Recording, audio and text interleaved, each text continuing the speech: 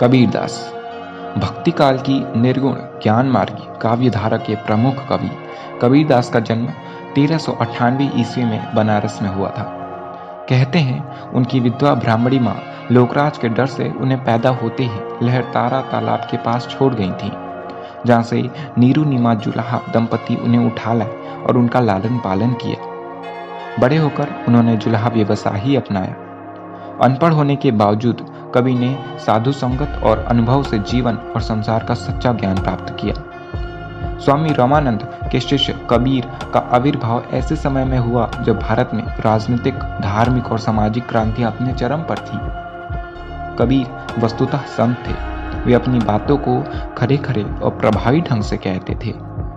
कबीर धर्म की कट्टरताओं और संकीर्णताओं के विरोधी थे और व्यवहारिक ज्ञान को किताबी बातों से बेहतर मानते थे। 1518 ईस्वी में बस्ती के पास महगर में उनकी मृत्यु हो गई। कबीरदास की सभी रचनाएं कबीर ग्रंथावली में संग्रहित हैं। उनका मुख्य ग्रंथ बीजक है। इसमें साखी, सबद और रामायणी संकलित है। सिखों के धर्मगुरु गुरु ग्रंथ साहिब में उनकी कुछ रचनाएं संकलित हैं। कबीरदास ने अपनी रचनाओं में शास्त्रीय ज्ञान की उपेक्षा साधु संगति और अनुभव से प्राप्त जीवन व संसार के ज्ञान तथा गर्भ की प्रमुखता दी है। उनके दोहे निर्गुण ईश्वर की उपासना के संदेश देते हैं। उन्हें समाज को एक करने और प्रेम से रहने के लिए धार्मिक आडंबरों और आचारों से रहित मानवतावादी सर्वमान्य सिद्धांत प्रतिपादित किया। उन्होंने अपनी रचनाओं के माध्यम से बताया है कि ईश्वर एक है, निर्विकार है और अरूप है और सच्ची भक्ति से ही मिलता है। हजारी प्रसाद द्विवेदी ने कबीर को वाणी का डिक्टेटर कहा है, तो पंडित रामचंद्र शुक्ल ने उनकी भाषा को सधुक्कड़ी बताया है।